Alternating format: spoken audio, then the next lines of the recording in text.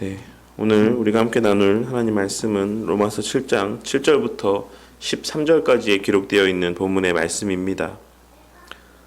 오늘 본문의 말씀은 어제 우리가 함께 나눈 본문 말씀 가운데에 5절에 기록된 말씀과 그 의미가 연장선상에 있는 그로부터 이어지는 맥락의 말씀이라고 할 수가 있습니다. 5절의 말씀해 보시면 우리가 육신에 있을 때에는 율법으로 말미암는 죄의 정욕이 우리 지체 중에 역사하여 우리로 사망을 위하여 열매를 맺게 하였더니 라는 사도 바울 사도의 말이 기록이 되어 있습니다. 본문 5절 말씀이 의미하는 바에 대하여 크랜필드라고 하는 주석가는 죄로 이끄는 정욕이 율법에 의해서 자극되고 강화된다 라는 것을 말하고 있다라고 설명하고 있고, 또한 칼빈은 성령이 내재하지 않은 부패한 인간성의 사악한 욕망은 의로운 율법에 의해서 죄를 억제당하면 당할수록 더욱 광포하게 터져 나오는 경향이 있다라고 설명을 하고 있습니다. 거듭나지 아니한 자들은 본래의 타락한 본성으로 말미암아서 자기를 부인하고 하나님을 사랑하라는 그 하나님의 계명의 말씀을 들으면 들을수록 오히려 더 자신을 사랑하고 하나님을 미워하는 삶을 살게 되는 것이며, 반대로 타락하고 부패한 본성을 좇아 자신의 만족을 충족시키기 위해 하나님의 법을 거스르게 된다라는 것을 이야기하고 있는 것입니다. 그리고 우리는 그 사실을 우리 각자 자신들에게 남아있는 죄된 본성의 모습들을 통해서, 또한 하지 말라고 하면 더 하고 싶어지는 그와 같은 마음이 드는 우리 자신의 모습들을 통해서, 또한 위험하고 해가 되는 행동들을 하지 말라고 말리는 그 부모의 말을 지독하게도 듣지 않는 어린 자녀들의 모습을 통해서 우리는 지금 이 순간에도 매일매일 경험하며 살아가고 있는 것입니다. 그와 같은 맥락에서 바울 사도는 우리가 육신에 있을 때에는 율법으로 말미암는 죄의 정욕이 우리 지체 중에 역사하여 우리로 사망을 위하여 열매를 맺게 하였더니 라고 이야기를 하고 있는 것입니다. 그리고 오늘 말씀은 그와 같은 율법에 대한 오해를 다루고 있습니다. 바울 사도가 한 율법 때문에, 율법이 우리의 죄된 본성을 자극하여서 더 죄를 짓게 만든다라고 하는, 율법 때문에 우리가 죄를 범하게 된다라고 하는 어떤 그런 뉘앙스의 말들로 인해서 일부의 사람들은 그러면 율법이 죄의 근원이라 할 수 있는 것이 아니냐, 율법이 악의 근원인 것이 아니냐 라고 하는 의문을 가질 수 있을 것을 염두에 두고 오늘 본문의 말씀을 이어나가고 있는 것입니다. 그리고 어쩌면 실제로 바울 앞에 그와 같은 말을 하는 사람도 있었을 것이다라고 생각을 합니다. 하지만 바울 사도는 그와 같은 그들의 주장에 대하여 결코 그럴 수 없다라고 단언하고 있습니다. 그러면서 거듭난 우리에게 있어서의 율법의 첫 번째 용도에 대해서 말씀을 하고 있는데, 그것은 바로 우리의 죄를 깨닫게 하는 역할이었습니다. 율법은 그 자체가 우리로 하여금 죄를 짓게 만드는 것이 아니라 우리가 이미 죄인이라는 사실을 드러내고 깨닫게 해주는 역할을 감당한다는 것입니다. 앞서 말씀드렸던 바와 같이 율법을 통해 무엇을 하고 무엇을 하지 말아야 되는지를 알게 되었을 때 우리의 악한 본성은 해야 될 것을 하고 싶어지지 않게 만들고, 또한 하지 말아야 될 것을 하고 싶어지도록 우리를 이끌어 가려 하는 것입니다. 쇠가 자석에 이끌리듯이 우리 안에 남아있는 죄된 본성이 과거처럼 전적으로 끌려가지는 않는다라고 할지라도 여전히 우리로 하여금 죄의 유혹 가운데 반응하도록 만들고 있다라는 것입니다. 우리 모두는 거듭나기 이전에 우리가 부족함이 있는 자들이라는 사실은 인정했을지 모르겠지만, 그래도 아주 최악은 아니라고 생각하며 살았을 것이라고 생각을 합니다. 나는 아주 착한 사람은 아닐지라도 그렇다라고 해서 아주 못된 사람도 아니라고 스스로를 그렇게 생각하며, 내가 부족한 점이 많이 있기는 해도 아주 형편없는 사람은 아니라고 여기며 살았을 것이 분명하다는 것입니다. 그것이 바로 우리가 전에 율법을 깨닫지 못했을 때에는 내가 살았더니 라는 말씀이 의미하는 바입니다.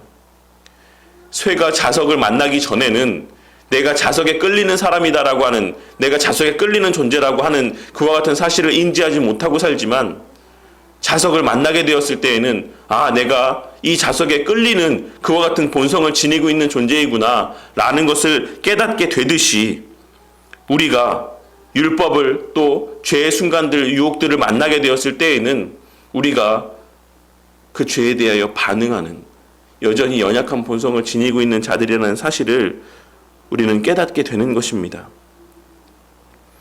하지만 우리가 율법을 알게 되자 우리는 하나부터 10까지 우리의 삶에 있어 죄로 인하여 오염되지 않은 부분은 단 한 부분도 없다라는 것을 깨닫게 되었습니다. 그리고 그 깨달음은 우리로 하여금 우리 스스로의 힘과 능력으로는 그 상황 속에서 헤어나올 수 있는 소망이 없는 자라는 그와 같은 사실을 자각하게 해준 것입니다. 그것이 바로 오늘 본문에서 바울 사도가 죄는 살아나고 나는 죽었도다 라고 이야기하고 있는 말씀의 의미인 것입니다. 바울은 본래 유대인 중에 유대인이요 바리새인 중에 바리새인이었습니다. 그는 누구보다 율법을 온전히 지키기 위해 열심히 살았던 사람이었고, 그 율법을 온전히 지키기 위해 누구보다 열심히 율법을 배웠던 사람이었습니다. 하지만 거듭남을 통해 가리워져 있던 그 자신의 눈이 띄어지게 되었을 때 과거 자신의 열심이 얼마나 잘못된 것인지를 또한 깨닫게 되었고, 율법을 지킨다고 열심을 내며 살았던 자신의 모습이 결국에는 죄만 더하는 삶이었다라는 사실을 깨닫게 되었습니다. 그리고 더 나아가서 날마다의 성화의 과정 가운데 이전에 우리가 함께 나누었던 바와 같이 자신이 죄인 중에 괴수라는 사실을, 그 누구보다도 더 죄인이라는 사실을 날마다 뼈저리게 자각하고 인지하며 살아가게 되었던 것입니다. 그것에 대하여 바울 사도는 11절 말씀에서와 같이 죄가 기회를 타서 계명으로 말미암아 나를 속이고 그것으로 나를 죽였는지라 라고 고백을 하고 있는 것입니다. 나는 계명을 지킴으로써 구원을 얻을 수 있을 것이라고 생각을 했는데, 나는 계명을 지킴으로써 의로운 자가 될 수 있을 것이다라고 여기며 살아왔는데, 지나고 보니, 거듭난 이후에 생각해 보니 그것이 바로 죄가 자신을 속인 것이었다라는 사실을 깨닫게 되었다라는 것입니다. 율법을 온전히 지킬 수 있다라고 자신을 속여서 스스로가 죄인이라 인식하지 못하도록 눈과 귀를 멀게 하고 스스로를 의인이라 여긴 채 사망의 길로 자신을 인도했었다라는 사실을 깨닫게 되었다라는 것입니다.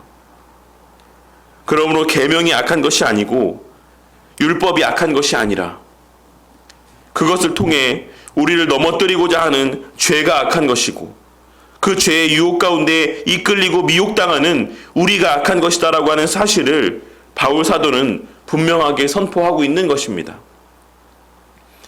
그렇다면 하나님께서 지킬 수도 없는 그 계명을 우리 가운데 주신 목적은 무엇이겠습니까? 오늘 말씀에서 바울 사도는 그 목적에 대하여 이야기하기를 죄로 심히 죄되게 하려 함이다 라는 것이었습니다. 물론 율법을 주신 이유 가운데는 여러 가지가 있지만, 우리가 잘 알고 있는 율법의 3가지 용도가 있지만, 그 가운데 오늘은 우리의 죄와 부족과 연약을 깨닫게 하시기 위한 수단으로 계명을 주신 것이라 말씀하고 있는 것입니다. 이 말씀이 우리에게 의미하는 바가 무엇입니까? 그것은 바로 우리가 여전히 죄인이라는 사실을 깨닫게 해준다라는 것입니다. 내가 매일 새벽마다 일어나서 기도를 하니 내가 좀 괜찮은 사람인 것처럼, 신앙이 좋은 사람인 것처럼 그렇게 여겨질 때가 있으십니까? 내가 좀 헌금을 많이 하니, 내가 매 주일마다 한 번도 빼먹지 아니하고 어떠한 상황 속에서도 예배를 드리고 있으니 내 신앙이 그래도 좀 괜찮은 것처럼 그렇게 여겨질 때가 있으십니까? 바울 사도가 바로 그러한 사람이었습니다.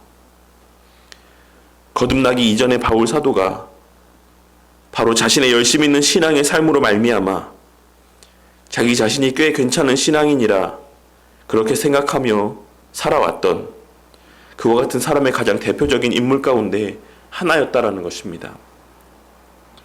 그래서 늘 남을 정죄하고 판단하기 바빴던 것입니다.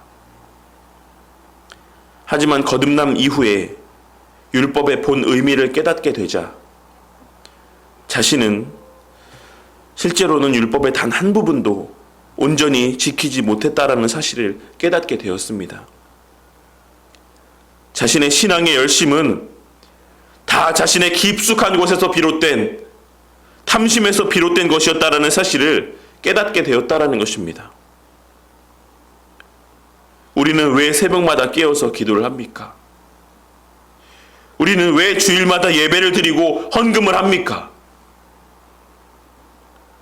우리는 왜 여러 가지 신앙의 열심 가운데 하나님을 섬기는 삶을 살아갑니까? 그 모든 신앙의 행위가 우리의 탐심에서 비롯된 것이 아니기를 바랍니다. 남들보다 부유해지기 위해, 남들보다 잘 살기 위해, 혹은 남들보다 더 나은 신앙의 소유자가 되기를 위해, 또는 사람들 앞에 괜찮은 신앙인으로 여겨지기 위해, 남들보다 잘 살지는 못해도 최소한 남들 정도만큼은 살 수 있기를 위해 그와 같은 목적으로 신앙의 삶을 살아가는 신앙의 열심들을 나타내 보이는 그런 자들이 되지 않기를 바란다라는 것입니다.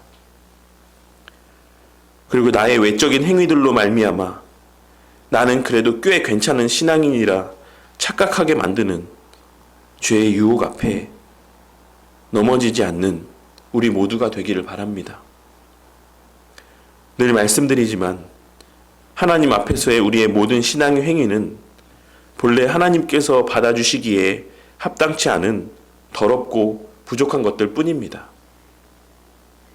우리의 그 어떤 신앙의 행위들도 근본적으로 깨끗하고 선하고 의로운 것이 될 수가 없는 것이며, 그러므로 우리의 행위로는 의롭다 여김을 받을 수 있는 자가 없다라는 사실을 설령 거듭난 자들이라 할지라도 행위로는 의롭다 여김을 받을 수 있는 자가 없다라는 사실을 깨닫고 명심하는 우리 모두가 되기를 바라겠습니다.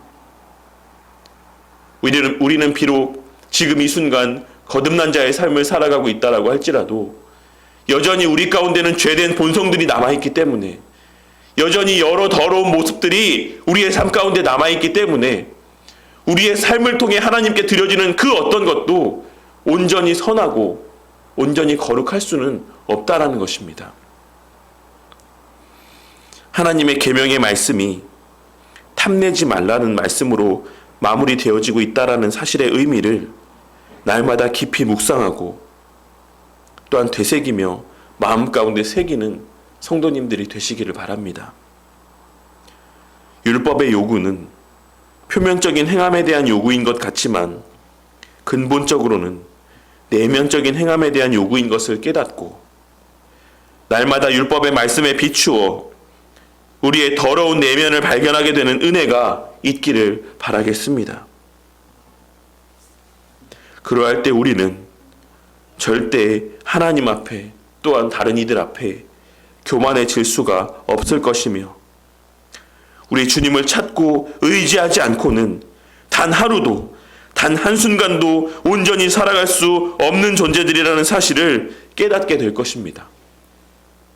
그처럼 우리 하나님께서는 날마다 스스로를 부인하고 그리스도를 바라보게 하시기 위해 날마다 더욱 겸손하여져 가고 하나님만을 높이고 남을 나보다 더 낮게 여기게 하시기를 위해 우리에게 계명의 말씀을 주신 것입니다.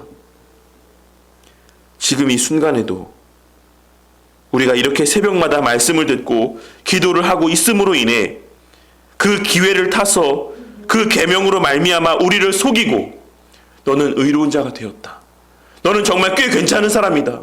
너는 신앙이 좋은 사람이다.